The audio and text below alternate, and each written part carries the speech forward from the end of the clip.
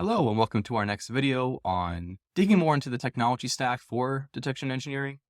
I'll try to keep this more at a high level because by the nature of us setting up a lab and getting all that up and running, I think that'll be a much better introduction into how detection engineering works and how the different technologies play into it. But I did want to talk through the detection engineering workflow and how technology solves some of the needs in each of these steps here. Okay. So for information gathering, if we remember, we need to make sure that all our tickets have the right information, that the logs are there present, documentation is there. Okay. But the main key there is we need somewhere to query logs. If we can't query logs, we can't do any kind of alert development. We can't do unit tests. We really can't do any of the work beyond maybe read some documentation or try to get a feel for what the ask is in the ticket, right? So that is a key component there. Unit testing, you need some kind of solution to perform and validate unit tests. This can look very different depending on the size and maturity of your organization and how they handle adversary emulation. And there might even be a pen testing team or a purple team that might be able to help you facilitate unit testing and get that started or up and running. But ultimately, we need some solution, which we'll talk more about in a couple slides here. But we need some solution for unit testing. Okay. For alert development, like we've said earlier, we need some way to query logs, whether that's just a log aggregator, whether that's a SIM, somewhere we can search over time to look at logs. And we also need to be able to review security tools. If they're not logging to the SIM, or if there's data in the tools that the SIM might not grab everything, right? So if, let's say, you're using an endpoint product that the alerts get sent to the SIM, but maybe all the extra logging and functionality, maybe they hide that within their platform and they don't let you grab it out of the platform and put in the SIM, you might need to look into the tools to make a decision or to see if some of your unit tests were blocked or detected on but not blocked, things of that nature. And then documentation creation, we basically just need a place to store the alert documentation. We'll definitely dig more to this in a couple of slides here. And then the peer review / handover process. This mostly boils down to the other 4 steps, but the technology stack, if I had to call it that here, is just your ticketing system, right? So where you're putting your notes or steps in the ticket, anything like that, there are a whole host of different ticketing systems. You're probably already familiar with a couple of them from previous jobs or the jobs you're working at now. But by and large, if we had to boil all these points down, we need a log querying system. We need to be able to hit our security tools. We need a place to store our alerts, and we need some kind of system to be able to perform and validate unit testing. All right, this is a pretty busy slide here. I'm not going to dig into each of these products individually or anything like that. These are more just maybe some Googleable products that if you want to get more of a feel for what's out there, we could also look at the Gartner Magic Quadrant for these various product types to see what's out there, what might be a leader versus a visionary if you're into that. I'll go over more about what these are at a high level versus digging into each individual bullet point, but a firewall / proxy products, think of this more as in facilitating the policing of traffic. Can one network hit another network? A firewall would be what determines that. And policies in the firewall, it might go down to user groups. It might go down to what servers can talk to what servers. Rules can be based off of really anything. And some of these products are paid. You won't be able to touch them really unless you're working in a corporate environment, or maybe you reach out to their support team and see if they can give you a demo or some kind of trial license for your home lab. pfSense, that's a free one. I do want to point out the free options as I'm going through here in case you all want to dig into this more. But you can download pfSense, install it in your lab, configure it how you'd like. All right, endpoint products. Think of this as an agent that would be installed on all your endpoints in the network. These do some active measures, right? So if you download a piece of malware, one of these products or all of these products might block that piece of malware based off of the activity or based off of the hash. There might also be some extra logging out of these that you might not get per se from, let's say, native Windows logging like Sysmon. And some of these products let you do active measures on the box. A lot of these products have kind of response functionality baked into it. So if there's an alert, you can log into the box, run some kind of tooling, commands, queries to try to figure out what's going on in your analysis and then pull that data back. And there's some open source options for that as well, but that's getting a little too farther into the response territory for this course. All right, network analysis products, where the firewall products are typically relying and policing network traffic. Network analysis products, I would consider them more threat detection. And how they accomplish this could be from a variety of different ways. Taking the examples I have here, Suricata is more rule-based, whereas something like Darktrace is more machine learning. It's not as stringent as a Suricata rule. The big differentiator there is things that are rule-based are typically more prone to true positive detections, whereas things that are more machine learning based, there's definitely more of a learning process in the false positives that come down from the product. You have to tune it, you have to maintain it and keep up on the machine learning to make sure that it's actually giving you what is anomalous. All right, moving on to web-based tools.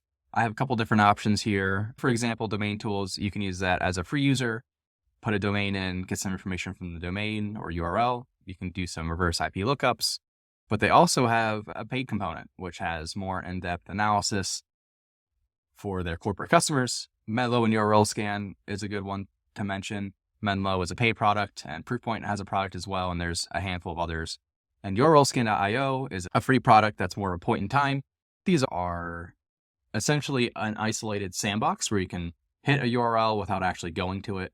There's an actual server that will facilitate that web request. So you're not hitting the sensitive infrastructure. Let's say you're working for a company where you don't want to let the attacker know that you're looking into them, or at least that your company is looking into them. For a URL sandbox, you can enter in that URL and browse that site through that proxy and kind of obfuscate where the source is coming from. Okay. The URLscan.io does something a little bit different. It's not as interactive to work with, but it does give you a nice point in time of the website. You can see a screenshot and you can see scripts that are on the site. So if there's, let's say, obfuscated JavaScript, you can grab it that way and try to decode it through something like CyberChef, which is a great online GitHub project. There's also an online version of it as well, but if you feel so inclined, you can host it on your own box or server. It's a really great way that where you can encode and decode different kinds of text. I would definitely recommend checking out yourself and getting a feel for what is offered there. All right, next up, we have automation products. There's a lot here, and there's a lot of paid versions. There are some premium examples. And then you have stuff like the Hive, which is a incident response automation framework where you can do some automated response, automated analysis, things like that. But if you don't have an appetite for that kind of complex automation or tooling, you can use GitHub and Python as a detection engineer to do a lot for metrics or for enrichment. And then moving on to SIEMs, we have talked about security, incident, and event management systems already, but there's a good handful here. I only picked 4. You can look at Gartner if you really want to have that view on what's prevalent in different environments. But Splunk, Elastic, Sentinel, QRadar, these are all SIEMs that you might have worked with or might have seen in different job postings, but take some time if you're looking for a new SIEM. Definitely take some time in making sure whatever SIEM you pick fits your environment and price range. They can vary pretty drastically in terms of feature sets and pricing. All right, and now email security products. We can look at something like Proofpoint or Mimecast or even just Microsoft's Outlook product. These all log senders, recipients, subjects, file attachments, basic audit trail for email, but they also have security components where they're looking for phishing links, phishing attachments, malicious senders, or even fraud use cases where they might be able to tell that one of the vendors that you work with has been compromised or someone's posing as a vendor that you work with. So there's a lot of interesting data you can get from those kind of products. And SIEMs, wanted to put a little gold star here because this is the core of what we work out of. All these tools, for the most part, should flow into the SIEM. Web-based tools are a little iffy sometimes on logging, but firewalls, endpoint products, network analysis products, email security products, these all should flow into the SIEM. All right, thinking back to our workflow, we can look at unit testing. Here's some examples here and some different talking points that we can walk through. So when you're talking testing capabilities, it really depends on the maturity of how you deal with adversary emulation in your environment. So if you don't have anything, and you don't have any people to rely on, let's say you don't have a pen testing team you can call up and ask how they do things or help you out with things or set things up, you could just spin up a custom VM. That could be, let's say, a Windows machine that has the gold image of what you're putting on your workstations and your environment. And you could run some tests, run some command lines, download some badness, as long as it's not too destructive. You don't want anything leaking out onto your main host. You can also have a separate isolated malware lab where you can detonate live malware, but that's definitely out of the scope of this course. And then you could use some frameworks to help facilitate these testings. Atomic Red Team's a great one. I will do a demo of that in a little bit here, but it simplifies the process of creating a homegrown testing product. And then you could use something like Caldera, which uses Atomic Red Team and a suite of other tools wrapped around one GUI that your engineers can use to spin up machines, run some tests, get some metrics out of that. And then you have something like Bloodhound. There's other tools as well, but that's all on GitHub. It's a Active Directory testing framework. So if you have a staging domain or something you can mess around with that you have permission to, key point there, you don't want to run any of this stuff when you don't have permission or on production boxes or anything like that without explicit approval. And then you can have something like a Splunk attack range. And this is very particular to Splunk.